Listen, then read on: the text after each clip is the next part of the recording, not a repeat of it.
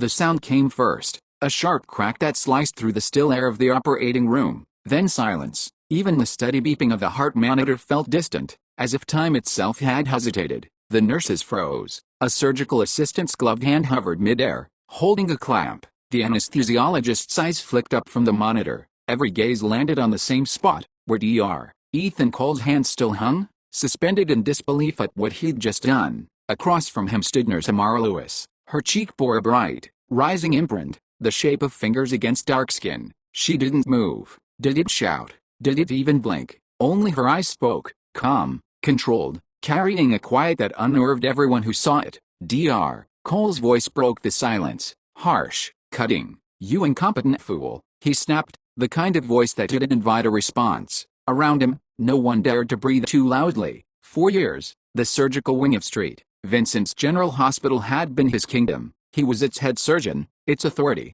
and in his mind, its protector. His reputation for brilliance was only rivaled by his reputation for temper, and in his world, fear was discipline. What he didn't realize, not yet, was that in this single moment, the hierarchy he'd built on intimidation was about to crumble. Amara slowly turned. She didn't look at anyone else. Her steps were deliberate, her spine straight, her silence louder than any argument could have been. The operating room door swung shut behind her, and still, no one moved. By evening, whispers spread through the corridors. Some said the nurse had dropped an instrument, others claimed she'd made a fatal error. The truth was simpler: a tray had slipped, but the patient was safe. No harm done. Dr. Cole's reaction wasn't about medicine, it was about ego. In the cafeteria, in the supplier rooms, and behind closed office doors, staff traded versions of what they saw. No one spoke too loudly, not where it might reach him, because at St. Vincent's, Dr. Ethan Cole's anger was a storm best avoided. Amara Lewis had been at the hospital for only 3 months. Her work was quiet, consistent, and kind. She checked on patients before dawn, often sitting with them longer than her shift required. She learned names, stories, fears, and she never used her last name, the one that could have opened doors for her instantly. She was the daughter of Richard Lewis, the hospital's director, but she wanted to earn respect, not inherit it. Few people knew the connection. She kept it that way, hoping to understand what the hospital was like for those without privilege, for those whose voices were often drowned out. On the surface, St. Vincent's was a model institution: clean halls, efficient staff, polished PR statements about compassion and excellence. But behind closed doors, there was a quiet rot, an unspoken culture where fear disguised itself as discipline, where bullying was tolerated in the name of high standards. And at the center of it all stood Dr. Ethan Cole, the star surgeon who made the hospital millions, who demanded absolute obedience, and who believed that saving lives excused everything else. Amara saw through it early. She questioned shortcuts that risked patient safety. She raised concerns when surgical instruments weren't properly sterilized. Her tone was respectful, but her resolve unshakable, and that was what made her dangerous in Cole's eyes, because she didn't fear him, and men like him feared nothing more than being questioned by someone they couldn't control. After the slap, she worked in silence, finishing her notes before leaving. The fluorescent lights hung overhead. Her reflection in the glass door looked back at her, calm, professional, but behind her composure was a storm of humiliation, disbelief, and something colder: determination. She had seen arrogance before, but never in a place meant for healing. As she walked to her car that night, she decided something quietly: she would not let this go unnoticed, not for revenge, but for justice. By sunrise, the story had reached the administrative floor, not through gossip, but through the incident report filed by an anonymous witness. Dr. Cole's office door remained closed. He assumed his authority would shield him, as it always had. He didn't yet know the report had reached the director's desk. At 8:00 a.m., an announcement cut through the usual hospital bustle: "All medical staff, please report to the main auditorium for an emergency meeting." The nurses looked at one another in confusion. The doctors exchanged uneasy glances. Amara arrived last, still wearing her scrubs. The faint mark on her cheek was almost gone, but those who looked closely could still see it. When she entered the room, the conversations died instantly. Then the door opened again, and the hospital director stepped inside. Richard Lewis. His expression was unreadable, not angry, not sad, just calm, the kind of calm that comes before a storm. He looked across the auditorium. His gaze found Dr. Cole, standing stiff near the front. Then he said something simple. "We're here to address a violation of the most basic human principle, respect." Gasps murmured through the crowd. Some knew what was coming, most didn't. Dr. Cole's composure faltered for the first time. As the truth unfolded, the hospital that had prided itself on order realized something uncomfortable. The real infection wasn't in their patients, it was in their culture. That day, the story began to shift, from one man's arrogance to a system's awakening. And though justice was still far away, the balance of power had already started to tilt. One act of humiliation had exposed something deeper, the line between power and integrity. If stories like this move you, if you believe truth still matters, please subscribe. I pour everything into uncovering stories like this for you. The morning after the slap, the air inside Street Vincent's felt heavier, as though the building itself had learned to hold its breath. What had once been routine, the rhythmic shuffle of nurses, the low murmur of doctors exchanging patient notes, now carried a quiet edge of unease. Conversation stopped when certain names were mentioned. Doors that once stayed open now clicked shut. Something invisible had shifted. Dr. Ethan Cole walked the halls like a man haunted. His usual stride, confident and clipped, was slower now. He avoided eye contact, yet he tried to act unchanged, giving orders, correcting charts, pretending authority was enough to erase what had happened. But it wasn't.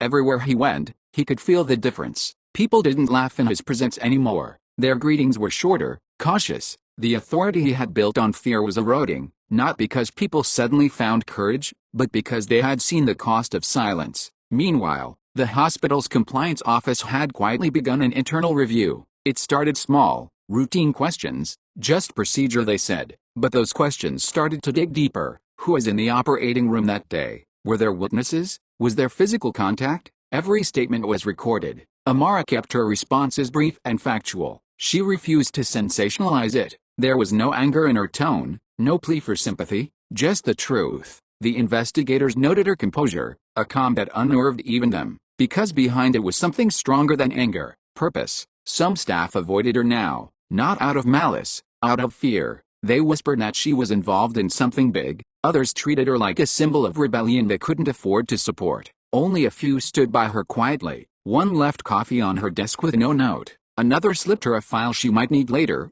an unsigned witness statement describing exactly what happened in the OR. Anonymous, but powerful. That file would become crucial. Dr. Cole, meanwhile, began to fight back, subtly at first. He filed complaints against Amara's professional conduct. He claimed she disrupted the surgical flow. He cited her as a potential risk to patient outcomes. He knew how bureaucracy worked, how slow investigations drained people's resolve. He didn't need to win morally, he just needed to survive administratively. And for a while, it looked like he might. The internal review dragged on. Days became weeks. Whispers turned into rumors. Amara was transferred from surgery to the night shift in recovery, temporarily, they said. But everyone understood what it meant. Isolation. Under dim fluorescent lights, Amara checked vital signs for patients too weak to sleep. The hum of machines was her only company. She should have felt defeated, yet in that isolation, she found clarity. She began documenting everything, dates,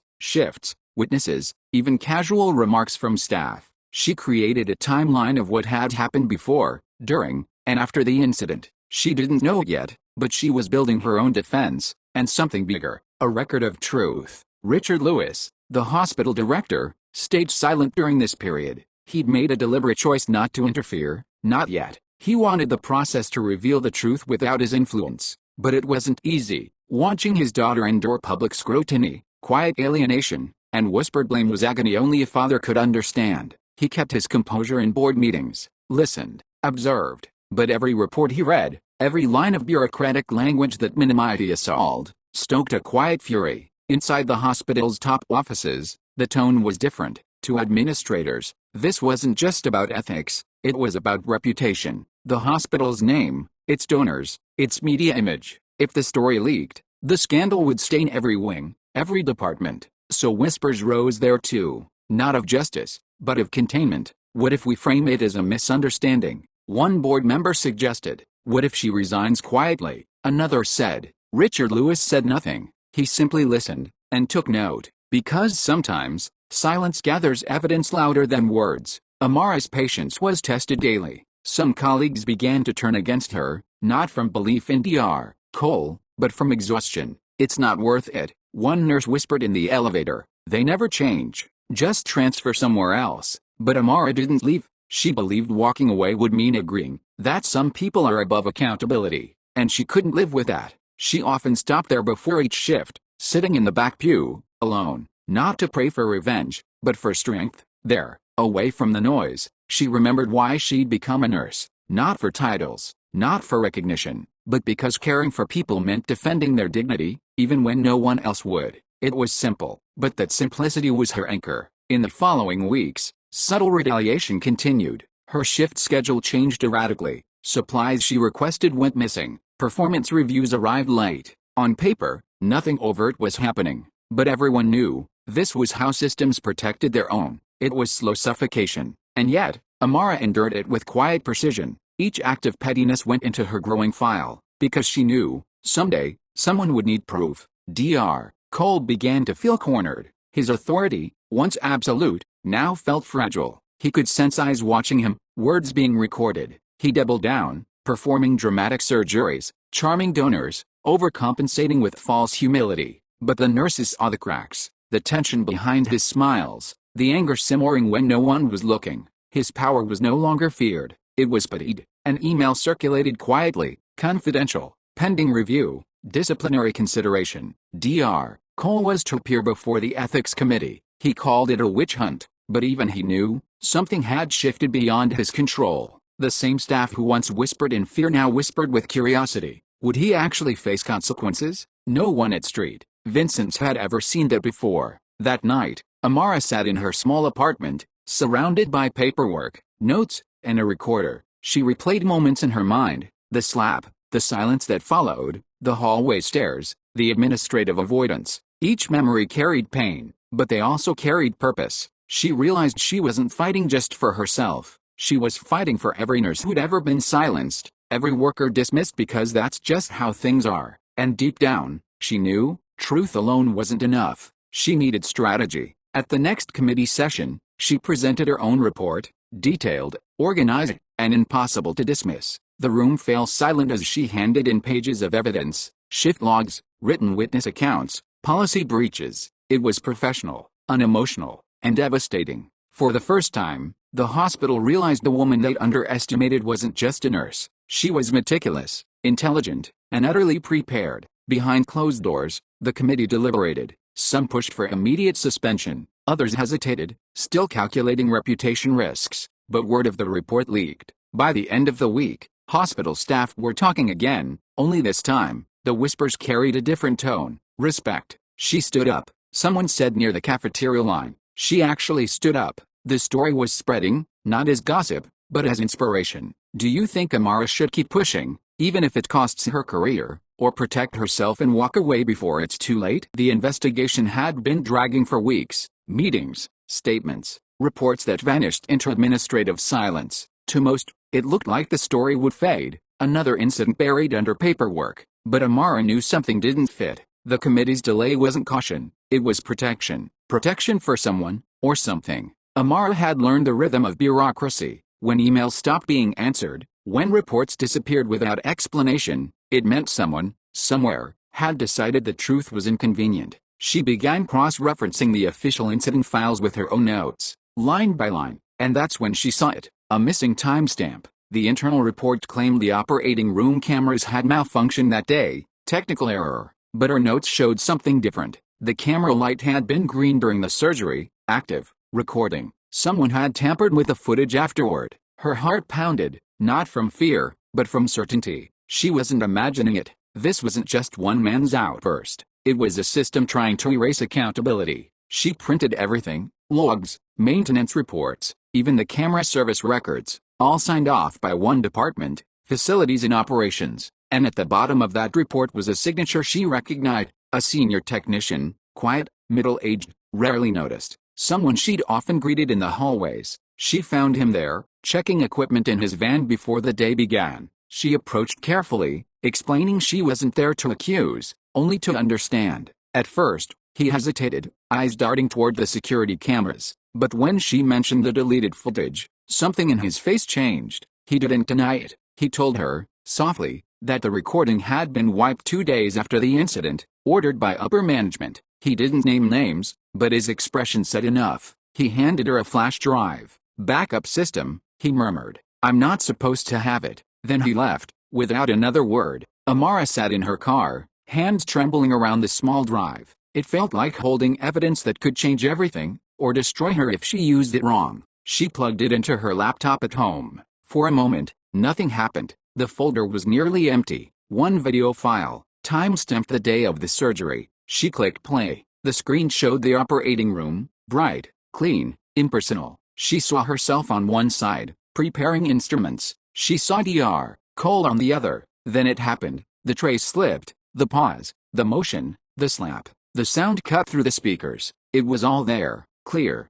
unquestionable. She sat back in silence, staring at the footage that everyone said didn't exist. It wasn't satisfaction she felt. It was sorrow, that it had come to this, that truth required proof carved from pain. Amara didn't go straight to the director. She knew better. She went to the compliance office first, submitting the file anonymously through the internal ethics portal, attaching all timestamps and metadata. Within hours, the system triggered an alert. By afternoon, the evidence had reached the hospital's legal department, and by evening, it had reached Richard Lewis. When the director opened the file, his heart sank. Seeing the act on screen, the violence, the arrogance, the silence that followed, was unbearable, not only as a father, but as a leader who had believed his hospital was built on integrity. He closed his office door and watched it again, this time as an administrator. Each second was a record of failure, not just Dr. Cole's, but the institution's. He made a decision. The next morning, he scheduled an emergency meeting with the hospital's board and legal counsel.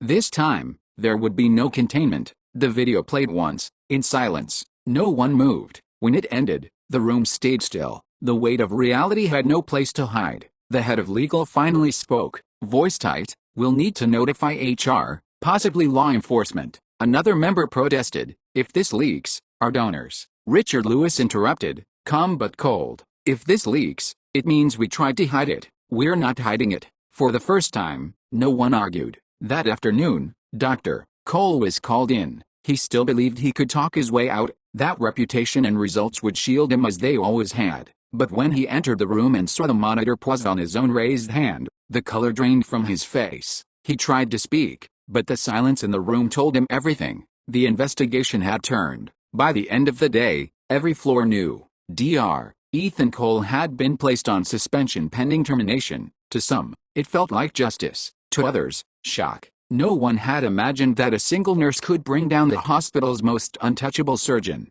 But for Amara, it didn't feel like victory. It felt like truth finally catching up to power. That evening, she stood outside, watching the rain slide down the building's windows. She knew this wasn't over. There would be backlash, whispers of revenge, attempts to shift blame. But the truth was out, and that made all the difference. Her phone buzzed, an email from an unknown address. The subject line, "You weren't supposed to find that." No message, no name, just those words. Her breath caught. Someone inside the system still wanted her silent. Truth has a strange effect on power. It doesn't just expose, it provokes. When lies crumble, those who built their safety on them start to panic, and panic can be dangerous. In the days that followed, Amara noticed changes. Her access card sometimes failed. Her schedule vanished from the online system. One night, she returned to find her locker emptied, her belongings stacked in a plastic bag with no explanation. She knew what this was, retaliation disguised as administrative error.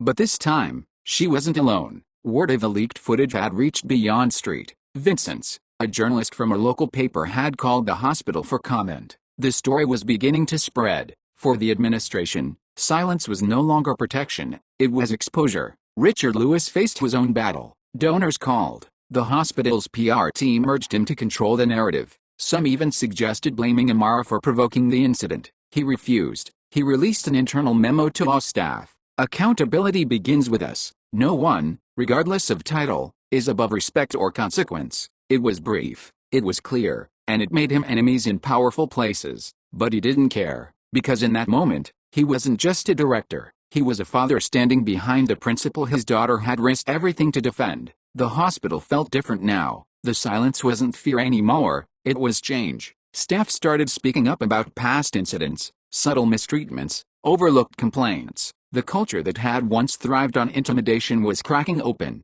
Amara's quiet courage had started something irreversible. The footage changed everything. For weeks, the hospital had tried to contain the story, but truth has a way of leaking through cracks no one sees coming. Within days, the local paper published a short column. Head surgeon suspended after alleged assault on nurse, investigation ongoing. The article didn't name anyone, but those inside Street, Vincent's didn't need names. They knew. And once the public knew, control was gone. Some staff felt vindicated, others terrified. No one wanted to be quoted, but everyone talked. The story spread online, gathering comments from former patients, ex-employees, even medical students who'd once trained under Dr. Ethan Cole. Most defended the nurse they never met. Some shared their own experiences, small humiliations, words that stayed too long in memory. What had started as one act of violence was now a mirror reflecting an entire culture. Inside the hospital, tension reached a breaking point. The ethics committee announced a full public hearing, a session that would include not just administrators,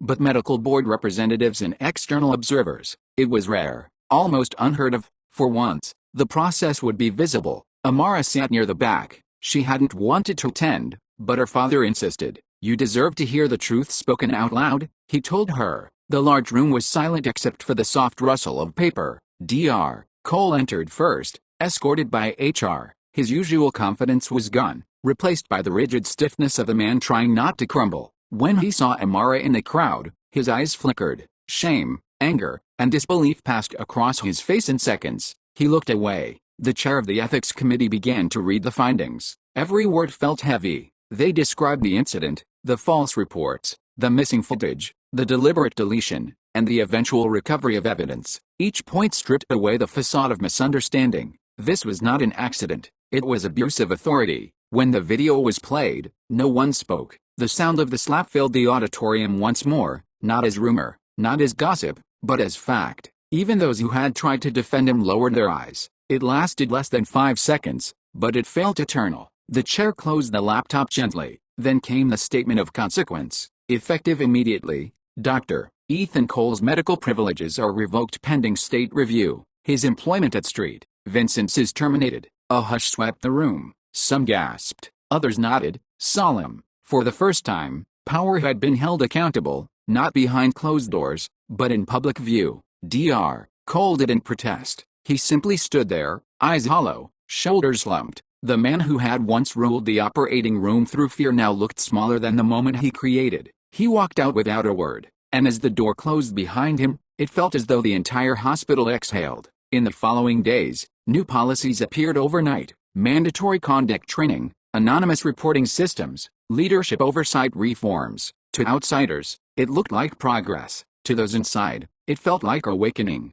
People began to speak up. Nurses shared stories long buried. Administrators reviewed cases once dismissed. For the first time in years, truth had a place to stand. And at the center of it all stood Amara, not seeking recognition, not demanding praise, just quietly doing her rounds. Because for her, justice wasn't the end. It was a beginning. But power doesn't surrender easily. Whispers started again, different this time. She only got justice because she's the director's daughter. The same voices that once ignored her now questioned her motive. She heard it all, and it stung, because they didn't know, no one did, that she'd never once used her father's name to defend herself. Every report, every statement, every late night of documentation, she'd done alone. But in the world of hierarchy, truth was never enough. There always had to be a reason to dismiss it. Still, she let them talk, because she knew something they didn't. Real change doesn't need validation. It just needs persistence. Justice is rarely clean. It doesn't end with applause or headlines. It ends with paperwork,